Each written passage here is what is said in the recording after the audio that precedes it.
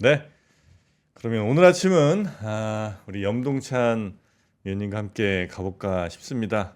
한국투자증권 염동찬 수석연구원님 어서 오십시오. 네, 안녕하세요. 반갑습니다. 아유, 힘찹니다. 네. 예, 위원님은 오늘 패션 되게 화려하시네요. 그렇습니까? 네. 괜찮나요? 아름다우시네요. 예, 프롬 테무입니다. 테무예요? 예, 잘 나온다. 테무 이게 잘 나와요? 위아래 다 괜찮은데? 테무인데요. 아니, 그 바지까지 굳이 그렇게 안 보여줘야 되긴 하는데. 이렇게 다 해서 다 해서 아마 세 개에 한 3만 원쯤 아마 한 것 같아요. 괜찮은데요? 저 한 네. 번도 안 해봤는데 약간 좀 땡기기는 하네요. 네. 그 추천인 코드에 저기 좀 네, 넣어주시고요. 알겠습니다. 자, 오늘은 어떤 얘기 좀 해주십니까? 네, 저 하반기 전망 관련돼 가지고요. 네. 좀 이슈랑 뭐 실적이랑 이런 거 내용들 말씀드리려고 갔고요. 네. 최근에 기관 투자자분들 하반기 전망 얘기하면서 만나면서 받은 피드백 같이 설명드리면 괜찮을 것 같네요. 네. 하반기. 네. 하반기 희망 좀 있습니까? 희망이 없지는 않죠. 저는 없지는 않다. 기본적으로 긍정적인 사람이라서 네. 시장에 대해서 일단 기본적으로 나쁘지 않게 보고 있는데요. 네. 제가 최근에 좀 개인 투자자분들도 많이 만나봤는데 네. 개인 투자자분들 같은 경우에는 약간 투자 심리가 그 한국 말고 미국 얘기 좀 해주세요라는 얘기들을 많이 하시더라고요. 안 그렇게 생겼냐고요. 뒤쪽에 좀 비슷한 그 말씀하셨던 그런 차트가 있기는 하는데 네. 그런 내용들도 같이 말씀드리도록 하겠습니다. 네. 좋습니다. 예, 뭐부터 이야기 한번 들어볼까요? 들어볼까요? 그러면. 네, 저는 퀀트다 보니까 일단 바텀업 데이터 위주로 설명을 드리거든요. 네. 그러다 보니까 뭐 실적이라든지 밸류에이션 위주로 이 전략에 대해서 말씀을 드리는데요. 가지고 온 차트는 이 1페이지에 있는 차트 보면서 말씀드리도록 할게요. 올해 코스피 200 기준으로요. 연간 영업이익이 지금 255조 원으로 잡혀 있습니다. 255조 원 어느 정도 레벨인지 좀 감 안 잡히실 수 있는데 올해요? 네, 올해 기준으로요. 255조 원이 어느 정도 수준이냐면요. 한국 기업 영업이익이 200조 원을 넘었던 게 역사상 딱 한 번 있습니다. 연간 기준으로. 네. 2021년이죠. 2021년 생각해보면 시장 굉장히 좋았잖아요. 그런데 났죠. 그렇죠. 근데 지금 2024년 그때만큼 좋지는 않은 것 같은데 영업이익은 그때보다 더 높게 잡혀 있습니다. 이것 때문에 좀 시장 안 좋게 보시는 분들 같은 경우에는 하반기에 좀 시장 좀 밀리고 하면서 이 255라는 숫자는 좀 내려갈 거다, 하향 조정될 거다라는 이야기들을 많이 하시거든요. 근데 약간 저는 좀 다르게 생각해야 된다고 말씀을 드리고 있습니다. 네. 어떤 거냐면은 한국은요 되게 구조가 특이해요. 그런데 산업 구조가 특이한데 전체 실적에서 IT가 차지하는 비중이 굉장히 높은데 네. 삼성전자, 하이닉스가 차지하는 비중이 특히 높습니다. 이 그쵸. 두 개의 기업이 차지하는 비중이 네. 지금 기준으로 하면은 30%를 넘습니다. 전체 기업. 이익에 전체 실적에. 실적에 전체 시가총액에. 시총에. 실적도 마찬가지고요. 심할 때는 2017년에 IT 업황 좋을 때 있었잖아요. 네. 그때 IT 중에서 삼성전자, 하이닉스 두 개 기업의 실적이 50%인 적도 있었어요. 우리나라 전체 기업에 전체 실적에서 두 개 기업이 절반이? 50%를 설명할 때도 있었습니다. 와. 이게 그러다 보니까 한국 전체 실적 같은 경우에는 뭐 전체 실적도 중요하지만 IT 업황이 굉장히 중요해요. 제가 왜 이 말씀을 드리냐면은요. 이 한국 실적이 이렇게 쭉 올라가는 게 아닙니다. 이 차트 보시면은 2017년에 갑자기 레벨업해서 한 2년 좋고요. 또 2년 쉬고요. 2021년에 다 갑자기 또 2년 좋고 2023년에 쉬고 다시 이렇게 올라오는 모습이 나타나죠. 네. 이게 왜냐면은 2년씩 실적 좋을 때가 반도체 업황 좋을 때입니다. 반도체 업황이 좋으면 2017년처럼 2년 정도 실적이 레벨업 하고요. 업황 안 좋아지면 2년 쉬고 2021년에 얼마나 좋았습니까? IT들 그때 다시 실적 좋아지고 이게 반복되고 있는 거죠. 그렇다면은 지금 2024년 이 255조 원 정도 숫자 찍을 수 있느냐 못 찍냐 이거를 보려면은 지금 반도체 업황이 어떤지를 생각을 해보셔야 돼요. 반도체 네. 업황 어떤 거 같나요? 너무 좋죠. 괜찮죠. 예. 괜찮죠. 네. 그렇기 때문에 저는 이 실적 레벨업이 한국 전체 실적이 올라가는 게 아니라 반도체 실적이 좋아지면서 올라가는 거다 이렇게 말씀을 드리고 있습니다. 다만 내년도 같은 경우에는 추정치가 300조 원이 넘거든요.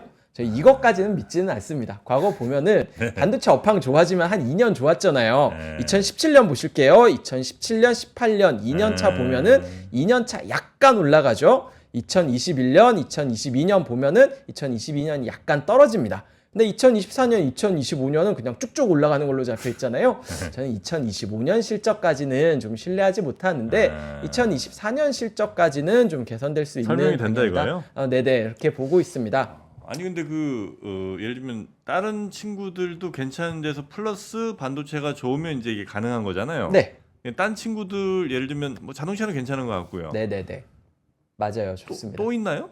뭐 일단 전반적으로 지금 추정치 업종별로 나눠 보면은 네. 전체 실적 올라가는 거에서 절반 이상을 반도체 두 개 반도체 전체 업종이 설명을 하고 있고요. IT랑 같이 그 다음에는 다른 업종들도 다 올해 실적은 약간씩 올라갈 거다라고 추정치가 잡혀 예를 있습니다. 들면 우리나라에서 그래도 꽤 큰 섹터 중에 하나라고 할 수 있는 뭐 석유화학 같은 경우도 원래 네, 수출 네, 되게 네. 많잖아요. 그렇죠. 안 좋잖아요. 좋지 않죠. 그리고 근데 배터리도 아마 예상보다 안 좋을 것 같은데. 그쪽 같은 경우에는 근데 의외로 배터리 쪽은 전체 실적에서 아, 차지하는 비중 비중이 같은 아직은 경우에는 작구나. 아직까지는 그렇게 크지는 않습니다. 그래요. 네.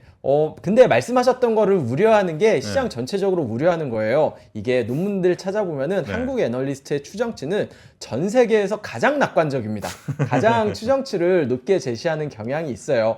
이게 뭐 논문들 이렇게 찾아보면은 한국 애널리스트는 특히나 낙관적입니다. 왜 이렇게 낙관적이냐 뭐 이런 거에 추적한 논문들도 있기는 한데 오늘 말씀드릴 내용은 그거는 아니고요. 네. 그러다 보니까 이제 어떤 일이 벌어지냐면은요. 연초에 올해 추정치 괜찮을 겁니다 라고 추정치가 나오고 연중에 계속 하향 조정됩니다. 1분기 실적 나오면 하향 조정되고 2분기 실적 나오면 하향 조정되고 이게 반복돼요. 그러다 보니까 연초 추정치랑 연말 추정치랑 보면은 한국은 항상 연말에 낮아져 있습니다. 그런데 제가 보여드리고 싶은 차트는 뭐냐면요. 이 3페이지에 있는 이 차트인데요. 자, 지금 보면은 연초 추정치를 100이라고 했을 때 그 네. 연말 추정치가 몇이 돼 있느냐라고 보면은 이 선이 100인데요. 다 선 밑에 있죠. 근데 2017년 2021년 그리고 2024년 같은 경우에는 뭐 아직은 연말 아니지만 연초 대비 올라와 있습니다. 이게 무슨 얘기냐면요. 반도체 업황이 좋아지면은 아까 실적 그렇게 레벨업 했었던 게 2017년, 2021년이라고 말씀드렸잖아요. 그리고 2024년 반도체 업황 좋아지는 시기에는 좋아집니다. 전체 실적 하향 조정 되겠죠, 당연히. 한국 애널리스트들은 낙관적으로 추정치를 추정하니까. 그런데 반도체 업황이 좋아지면은 전체 실적에서 반도체가 차지하는 비중이 너무 높기 때문에 이거를 다 상쇄하고 올라간다라는 거죠. 그렇기 때문에 저는 내년도 실적은 믿지 않지만 올해 사상 최고치 실적 찍을 수 있다라는 거에 대해서는 어느 정도 신뢰를 하고 있다라고 말씀을 드리고 있고요. 네. 하나 또 말씀드릴 게 아까 제가 한국 영업이익 추정치가 코스피 200 기준으로 255조 원이라고 말씀드렸잖아요. 네. 올해가 이게 4월 초만 하더라도 242조 원 정도였습니다. 한 두 달 만에 더 올린 거예요? 두 달 만에 지금 13조 원이 올라간 거예요. 그런데 이 13조 원을 분해해 보면은 11조 원을 SK 하이닉스가 설명하고 있습니다. 혼자. 그 정도예요? 전체 실적 올라가는 거를 지금 반도체가 지금 멱살 잡고 올라가고 있는 상황입니다. 다 같이 올라가는 게 아니라 네네. IT만 좋아지는 상황이다. 이렇게 보셔야 된다라는 거죠. 뭐 뒤쪽에서 전략 말씀드리려고 하긴 했는데 이익 차트를 그러면은 말 나온 김에 먼저 말씀을 드리도록 할게요. 여기에 있는 차트 보시면은요. 위쪽에 있는 게 미국 S&P 500의 왼쪽이 1분기, 2분기 수익률을 업종별로 나눈 거고요. 밑에 있는 게 한국의 1분기와 2분기를 업종별로 나눈 겁니다. 이 차트 보면서 말씀드릴게요. 1분기 수익률 보시면은 S&P 500 1분기에 10% 정도 올랐어요. 이거를 어느 정도 설명하느냐 이렇게 브레이크다운 분해해 보면은 빅테크라고 하는 게 미국의 IT랑 커뮤니케이션이잖아요. 네. IT랑 커뮤니케이션이 5% 정도 설명합니다. 1분기에 S&P 500이 10% 올랐고 이 중에 빅테크가 절반 정도를 설명을 하고 있어요. 뭐 나머지들도 다 조금씩 올라간 거죠. 이런 상황에서는 모두가 행복합니다. 누가 더 많이 올랐고 덜 올랐고 할 수는 있지만 그래도 다 같이 그래도 올랐어요. 이럴 때는 정말 행복한 시장이죠. 문제는 2분기입니다. 미국 2분기 보시면은요. 지난주 금요일까지 업데이트한 건데 S&P 500이 1.7% 올랐거든요. 빅테크라고 할 수 있는 IT랑 커뮤니케이션이 거의 3%를 설명합니다. 빅테크가 3% 올랐는데 S&P 500이 1.7% 올랐다. 다른 애들 마이너스. 다른 애들은 마이너스라는 거죠. 네. 이런 상황에서는 정말 투자 심리가 정말 안 좋습니다. 빅테크 가지고 있는 분들은 정말 행복하겠죠. 네. 그런데 빅테크 없는 분들 같은 경우에는 굉장히 시장은 플러스고 S&P 500 나스닥은 사상 최고치인데 내 계좌는 마이너스야 라고 하면은 정말 스트레스 많이 받는 시장이죠. 그만큼 대응하기 어려운 시장이 지금 미국 2분기다 라고 말씀을 드려야 될 것 같은데 한국은 더 어려워요. 아까 1분기에 미국 S&P 500 10% 올랐다고 했잖아요. 다 올랐죠 거기는. 한국은 5% 올랍니다. 5% 올랐습니다. 일단 인덱스 자체가 미국 올라간 거의 절반밖에 안 돼요. 네. 그런데 그래도 뭐 1분기 정도는 그래도 뭐 다 같이는 아니어도 한국은 그래도 골고루 올랐습니다. 그리고 여기서도 IT가 한 5%그 인덱스 5% 올랐는데 IT가 한 3% 정도 설명하고요. 어느 정도 미국과 좀 비슷하게 양상으로 올라갔습니다. 2분기 돼서는 완전 종목장이에요. 한국 같은 경우에는 경기 소비재, 산업재, 필수 소비재 이런 거는 올랐는데 뭐 IT 같은 경우에는 약간 똔똔 정도고요. 플러스기는 한데 뭐 삼성전자가 약간 오르고 하이닉스가 오르기는 했지만 뭐 이렇게 2차 전지 같은 경우 2분기 별로 재밌지 않았고 이렇게 합치면은 한국은 IT 2분기에 똔똔입니다 거의.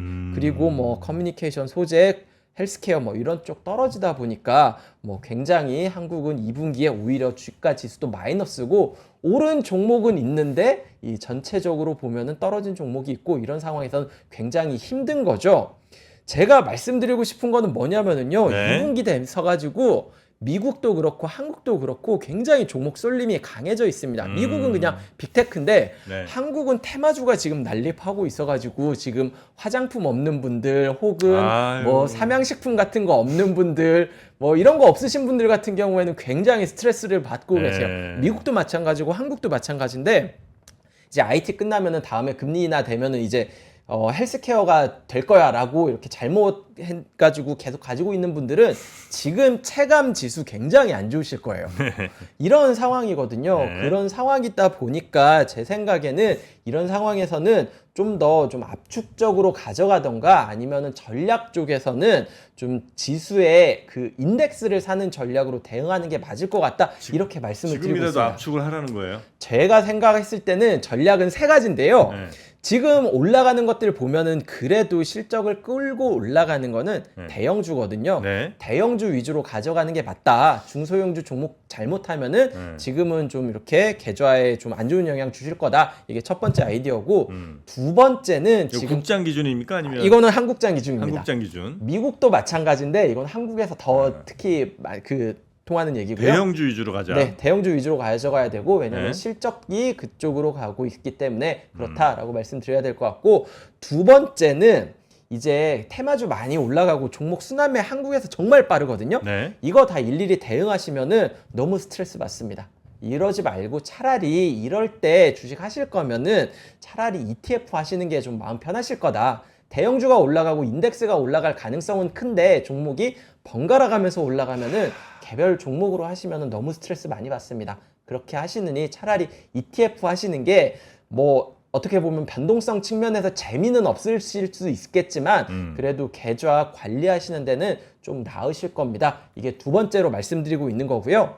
세 번째로 말씀드리는 거는 그래도 나는 개별 주식 해야겠다라고 하시면은 이 IT의 이 생태계 안에 있는 거 사세요라고 말씀을 드리고 있습니다. IT 안에서 어떤 얘기냐면은요.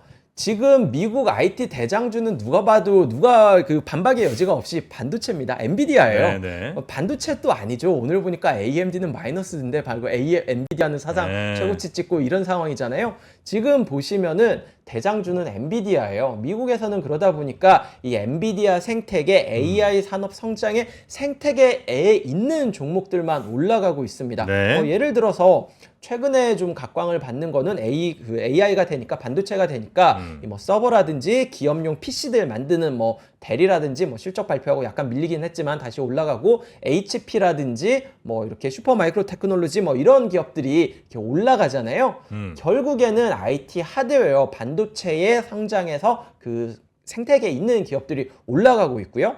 그 다음에는 이 AI 산업이라는 게 그래 뭐 결국에는 이 AI 산업을 위해서 데이터 센터를 만든다면은 이거를 이용해서 사업에 응용할 수 있는 기업들이 좋을 거야 라는 아이디어 때문에 소프트웨어 기업들도 최근에 좀 움직이는 모습이 나타나잖아요. 네. 뭐 오라클이라든지 뭐 최근에 실적 발표한데 어디였죠? 어도비라든지 그 다음에 뭐 이런 업체들 올라가는 것들 보면은 네. 결국에는 AI 생태계, 반도체 생태계 안에 있는 기업들입니다. 이 영역이 좀 더 확장을 해가지고 이거는 뭐 국내에서도 영향을 받았는데 뭐 전력이 부족할 거야, 구리가 부족할 거야. 네, 최근에 네, 네. 여기에다가 태양광 산업이 필요한데 중국에서 태양광 업체들 구조조정이 되고 있어. 이런 얘기가 나오면서 뭐 태양광 업체들, 구리 관련된 업체들, 전력과 관련된 업체들 뭐 국내에서도 뭐 마찬가지였죠. 뭐 원자력 관련된 업체들도 올라가고요. 이런 모습들이 나타나고 있습니다. 결국에는 이 IT, AI 이 거대한 생태계 안에 있는 종목들을 선택하는 게 지금으로서는 무조건 대안이다. 종목으로 대응을 하신다면 이렇게 말씀을 드리고 있고요. 아까 말씀드렸었던 것처럼 성장성은 있겠지만 그 가능성은 있겠지만 이 AI 생태계에 있지 않으면은 네. 제 생각에는 약간 좀 순서가 뒤로 밀리면서 스트레스 많이 종목장에서 스트레스 많이 받으실 수 있습니다. 이거는 한국과 미국 모두 마찬가지인데 뭐 그 다음에 헬스케어의 차례가 올 거야. 혹은 이제 금융 완화가 되면서 금융주의 차례가 올 거야. 이런 식으로 IT 생태계 바깥쪽에 있는 종목들을 선택하는 거는 약간 좀 위험할 수 있다. 이렇게 말씀을 드리고 있습니다. 네. 근데 국내는 미국 같은 경우에는 이 IT라는 거대한 테마 안에서 이렇게 움직여가지고 어느 정도 추적이 되는데 국내는 좀 테마가 너무 다양해요. 네. 그러다 보니까 좀 대응이 좀 더 어렵습니다. 뭐 아까 말씀드렸었던 삼양식품 같은 약간 좀 미국에 유행하는 밈 주식 비슷하게 되는 네. 그런 종목들이라든지 뭐 밸류업 프로그램 뭐 저는 좋게 보고 있겠지만 이것 때문에 뭐 지주가 오를 거야 아니면은 금융 지주가 오를 거야 이런 아이디어들 혹은 화장품 같은 경우가 미국에서 굉장히 잘 팔리고 있어. 이런 아이디어들 같은 경우에는 어떻게 보면은 좀 이 IT 테마랑은 좀 다른 미국이랑은 좀 다른 결을 보이고 있거든요. 한국 같은 경우에는 미국에 비해서 좀 더 종목 장세가 좀 심하게 되어 있기 때문에 네. 좀 대응이 어렵고요. 그렇기 때문에 저는 이런 상황에서는 아까도 말씀드렸던 것처럼 종목 대응으로 하시면 좀 스트레스 많이 받을 것이다. 이런 상황에서는 미국도 그렇고 한국도 그렇고 차라리 ETF를 하셔라 이렇게 말씀을 드리고 있습니다. 이제 ETF로 뭐 대응하라는 얘기는 사실 이제 예전부터 많이 좀 듣긴 했는데 네. ETF로는 채워지지 않는 갈증이 늘 있는 거 아니겠습니까? 맞아요. 맞습니다. 네, 그래갖고 그런데 이 채워지지 않는 갈증을 쫓다가 수익률이 마이너스가 되면은 더 마음이 아프거든요. 아까 말씀드렸었던 것처럼 올해 1분기 같은 경우에는 올라가는 업종이나 종목이 좀 많았어요. 그런 네. 상황이라고 하면은 저 같은 경우에는 개별 종목 하는 거 종목장이고 액티브 펀드 하고 뭐 이러는 게 더 잘 맞다고 생각을 하거든요. 네. 근데 지금 같은 상황이면은 굉장히 스트레스 많이 받을 수 요건 있고요. 약간 그 느낌 같은 느낌인데 네. ETF를 샀어요. 네. 그래서 이제 그 관련 종목들 그 ETF가 담고 있는 종목들이 보니까 뭐 한 10% 좀 올랐습니다. 네. 그래서 오케이 그럼 내 주식도 한 10% 올릴 내 ETF도 10% 올랐겠거니 생각을 하고 이제 보면 얘는 항상 7, 8%도 안 오르고 뭐 이런 경우도 좀 있는 것 같은 느낌적인 느낌? 그렇죠. 왜냐하면 이렇게 보통 ETF가 담고 있는 종목 보면은 많이 오른 거에서부터 보시니까 이렇게 좀 떨어진 거를 안 보게 되잖아요, 사람이. 그래서 그런가요? 뭐 그런 영향이 있겠죠. 그래서 와 ETF는 이건 뭐 사봐야 뭐 제대로 안 오르네. 차라리 그냥 이거 뭐 뻔히 내가 아는 종목들인데 그냥 내가 살 걸 뭐 이러면서 이제 개별 종목 접근을 하거든요. 네, 맞습니다. 네. 그렇죠. 그러면서 또 말씀하셨던 것처럼 변동성 자체가 네. ETF보다는 개별 주식이 더 크잖아요. 그러다 보니까 좀 뭔가 상승 구간에 내가 가지고 있는 종목이 상승 구간에 제대로 들어가면은 정말 그 재미는 정말 저도 알고는 있지만 그래도 네. 저는 전략하는 입장에서는 네. 마이너스 가능성과 이 변동성 관리를 말씀드려야 되기 때문에 그런 내용을 같이 말씀드리고 네. 있습니다. 이왕이면 하여튼 대형주로 가고 우리나라에서 국장을 할 거면 네. 대형주 그다음에 일일이 ETF. 대응하기 어려우면 네. ETF로 가는 게 속편하다. 그다음에 IT 그래도 하셔야 된다면은 IT IT 쪽 쪽으로 위주로 가라. 하시라. IT에서도 당연히 대형주겠죠. 네네 맞습니다. 근데 이제 알만한 종목들 같은 경우에는 대형주 아니어도 다 이제 대형주에 같이 들어와 있는 종목들이 굉장히 많이 있죠. 네. 뭐 대표적으로 한미 반도체 같은 경우는 이제 완전 대형주라고 할 수 있는 여기까지 왔잖아요. 네. 이런 식으로 뭐 제 생각에는 그래도 이름 들어본 종목들, 뭐 코스피 200, 뭐 중형주 지수 정도까지 안에 들어있는 종목들 정도로 하는 게 좀 낫지 않겠느냐. 이제 늘 말씀드리고 주식 있습니다. 투자하는 사람들의 고민이 사실 한미 반도체가 좋은 걸 몰라서 안 하는 거 아니고 SK 하이닉스가 좋은 걸 몰라서 안 하는 게 아니잖아요. 네, 이렇게 많이 올랐는데 여기서 더 가겠어라는 이제 그 고민이 있으니까. 맞습니다. 예, 그 좀 담기가 좀 그런데. 이게 사실 투자자들도 이제 여러 가지 성향이 있잖아요. 예. 투자하시는 분들이 본인이 성향이 어떤 건지 좀 파악을 하셔야 되는데 이제 두 가지로 나누면은 그 어려운 말로 그 트렌드 팔로워라고 하고 뭐 한국말로는 추세 추종형이라고 하는 분들이 있어요. 네. 이런 분들은 올라가는 거 따라가는 분들이죠. 이분들 같은 경우에는 길게 가져가지 않더라도 이렇게 올라가는 거 신고가 들어가는 거 그 찍은 종목들을 사는 거를 두려워하지 않는 스타일이에요. 대신에 뭔가 이렇게 계속 올라가는 것 같은 모멘텀이 꺾이면은 주저하지 않고 바로 팔고 나오고 이런 분들이 트렌드 팔로워의 성격을 가지고 있는 분들이죠. 그 다음에 컨트러리안이라고 하는 이건 뭐라고 번역을 해야 되나요? 뭐라고 해야 될지 잘 모르겠네요. 컨트러리안이라고 하는 투자자들 같은 경우에는 네. 시장에서 관심 없는 종목들을 찾아서? 사가지고 기다리는 분들입니다. 묵히는 분들이죠. 그래가지고 이분들이 이렇게 기다리다가 그 자기 차례가 오면은 이분들 같은 경우에는 좀 빵. 길게 먹을 수 있는 분들인데 이 기다리는 시간이 오래 걸릴 수도 있는 거죠. 그 수익 회피형도 있어요. 근데 문제는 귀신같이 피해 다니는. 문제는 이거를 섞어서 하면은 굉장히 어려워지는 거죠. 나는 트렌드 팔로워라고 해서 이렇게 샀는데 뭔가 이게 꺾이는 타이밍이 와가지고 약간 떨어졌는데 나는 기다릴 수 있어 라고 해버리면은 굉장히 힘들어지는데 그 본인의 성향을 좀 이렇게 파악하시는 게 좋고요. 네, 그 말씀하시는 게 저 어저께 본 그 유머 중에 그런 거 진짜 있긴 하더라고요. 엔비디아 언제까지 오르나요? 라고 하니까 뭐 님이 살 때까지 올라요. 헬스케어 언제까지 이렇게 가지고 있어야지 오르나요? 라고 하면 님이 팔면 올라요. 네, 뭐 그런 거죠. 그러니까 제 계좌에도 말씀하신 것처럼 저는 맨 처음에 들어갈 때만 해도 야 이렇게 좋은데 뭐 욕심 내지 말고 한 10%만 먹고 그래도 3일에 10%는 얼마야? 하루에 3%씩 오른 건데 뭐 이러면서 이제 한 3일 딱 갖고 있고 팔려고 그랬거든요. 근데 이제 쭉쭉 빠지잖아요. 그러면 이제 사람이 장기 투자 비자발적 장기 투자자가 되죠. 나는 원래 가치 투자자였어. 이 주식의 가치는 다시 돌아올 거야 이러면서 이제 쭉 있는 애들이 지금 밑에 많이 있습니다. 제 계좌에. 밑에서 애들이 숨을 못 쉬고 있어요. 위에 새로 들어온 애들이 많으니까 저 밑에 깔린 애들이 지금 숨을 못 쉬고 있어. 이 누구나 계좌에 약간 그 뭐라고 해야 되죠? 이렇게 그 묘비 같은 이 계좌 종목들 한두 개씩 다들 있지 않나요? 묘비? 이미 죽어 있는데 차마 처분하지 못한 그런 종목들 있지 않나요? 이장해드려야 되는데 이 친구들은 큰일 어쨌든 났어요. 제가 말씀드리고 싶은 거는 뭐 네. 그런 것도 저도 이렇게 뭐 한국 주식은 지금은 저는 애널리스트라서 못하고 미국 주식은 뭐 제한적으로 할 수 있는데 보시면은 저도 그렇고 주변에 봐도 그렇고 주식을 잘하는 분들은 파는 걸 잘하시는 분들인 것 같아요. 이거 많이 들으셨잖아요. 그냥 손절 같은 경우 깔끔하게 하고 입절도 깔끔하게 하고 그거를 잘하셔야 되는데 말처럼 되나요 그게? 그래서 제가 주식을 못하는 것 같아요. 위원님도? 네, 저도 잘 못합니다. 어쨌든 네. 제가 말씀드리고 싶은 내용은 아까 네. 말씀드렸었던 것처럼 좀 IT 위주로 네. 이렇게 하시는 게 맞을 것 같고 대응하기 굉장히 어려운 장입니다. 이렇게 그러면서 특히 어려운 거는 내 건 마이너스고 인덱스는 올라가고 네. 주변에 돈 버는 사람들 자꾸 나오는 그 장이 진짜 힘든 장이거든요. 근데 지금 그런 장이에요.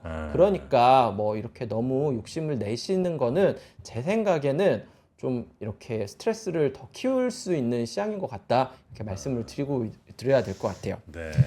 IT 얘기하다 보면은 그 얘기 많이 하시거든요. 네. IT 언제까지 올라갈 거라고 생각하냐. 뭐 한국 같은 경우에는 이렇게 좀 쉬는 것 같은데 언제까지 될 거라고 생각하냐 이런 말씀 하시는데 그것 때문에 좀 제가 같이 차트를 보여드리려고 하는데요. 네. 여기에 있는 차트 두 개 같은 경우에는 똑같은 차트입니다. 왼쪽에 있는 차트가 이 파란색 선이 반도체 영업이익이고요. 그 다음에 검은색 선이 시가총액이에요. 근데 이거 약간 어긋나 보이죠?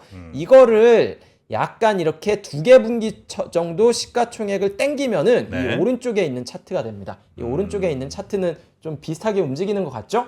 이게 뭐냐면은 실적에 비해서 주가가 반도체 기업들 주가가 한 2개에서 3개 분기 먼저 움직인다라는 거예요. 시가총액을 2개 분기 딱 땡겨오니까 되게 비슷하게 움직이는 것 같지 않나요? 네. 이렇게 되고 있는데 그러면은 이 시장에서 좀 제가 만나본 펀드 매니저분들이 걱정하는 게 뭐냐면은 반도체 기업들 실적이 제일 안 좋았었던 게 2023년 1분기였습니다. 여기 때 쪽이겠죠. 지금 마이너스 나왔었던 네. 1분기, 2분기가 바닥이었어요. 아까 보면은 한국 반도체 호황 되면은 실적이 2년 정도 좋다라고 말씀드렸잖아요. 2년이면은 이제 작년 1분기가 바닥이고 2년이면은 올해 4분기입니다. 올해 4분기에 그러면 실적 피크 나오는 거 아니야? 실적 피크 나오면은 그 2개 분기 정도 앞에 시가총액 피크 나오던데 그러면은 올해 여름에는 반도체 끝이네 라는 좀 우려를 하시는 분들이 나오고 있는 거죠. 근데 저 같은 경우에는 약간 좀 다르게 생각을 하고 있는 게 네. 2가지인데 첫 번째 반도체 업황이 그 사이클이 2년이라는 게 호황이 2년이라고 하는 거지 전체 사이클이 2년인 거는 아니다. 그렇기 때문에 여기에서부터 2년을 하는 거는 너무 길게 잡은 거고 이제 실적 좋아지기 시작한 뭐 올해 정도부터 해가지고 2년을 잡는 게 맞고 뭐 아무리 좀 보수적으로 봐더라도 실적의 피크는 내년도 한 2분기 정도로는 봐야 되지 않겠느냐.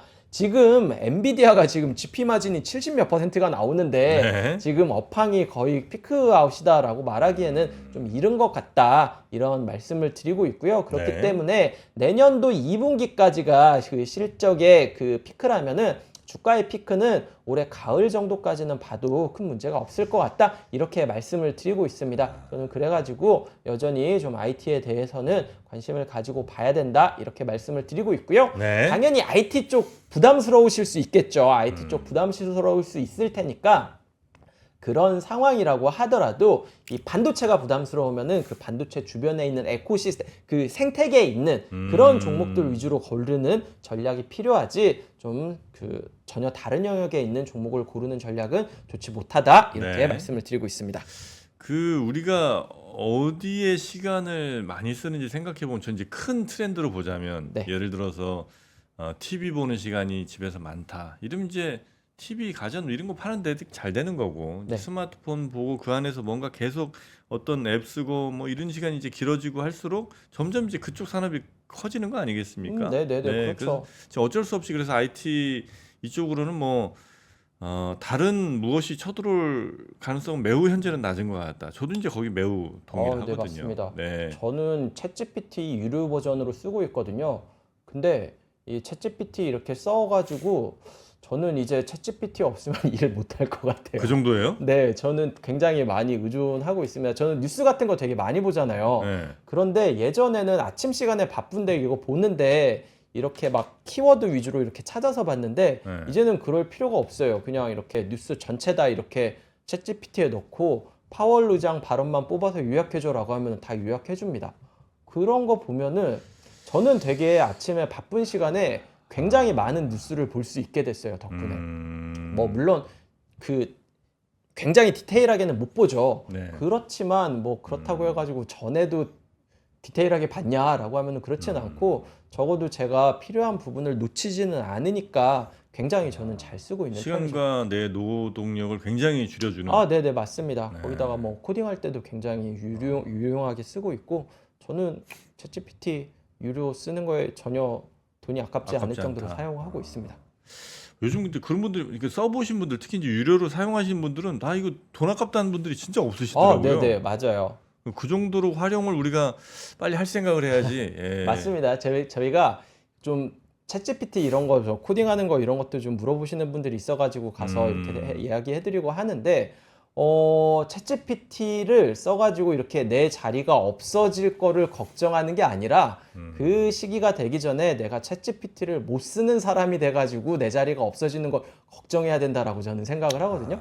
그러니까 네, 이런 네, 거는 새로운 기술 같은 경우에는 좀 거부감 갖지 마시고 네. 좀 써주시는 게 좋을 것 같다 이렇게 말씀드리고 있습니다. 저 시간 남았으면은 저 MSCI 얘기 좀 해도 되나요? 안 됩니다. 안 돼요? 네. 아, 시간 거의 끝났나요? 이제 알겠습니다. 또 장이 또 시작하니까. 아, 네네, 알겠습니다. 시간이 거의 끝났군요. 네. 다음 시간에. 아, 네, 알겠습니다. MSCI. 이번 주 금요일에 나와가지고 간단하게 아, 코멘트하려고 그래요? 했습니다. 아, 아쉽네. 아, 아쉽네요. 그냥 결론만 말씀드리면은 네. 선진국 되기 힘들 것 같습니다.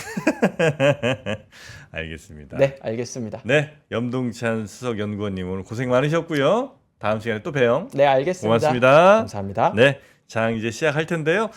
아, 오늘 장은 그래도 뭐 엔비디아 이렇게 올랐는데 우리 또 시장도 워낙 IT 많으니까 또 가겠죠. 네, 오늘 시장 우리 국장도 잘 가길 기대하면서 오늘 전 여기서 인사드리고 이어지는 오프닝 벨 라이브도 많은 시청 부탁드리겠습니다. 함께해 주신 여러분 고맙습니다.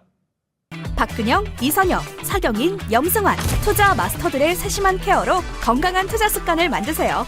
3프로 멤버십 3프로 앱에서 확인하세요.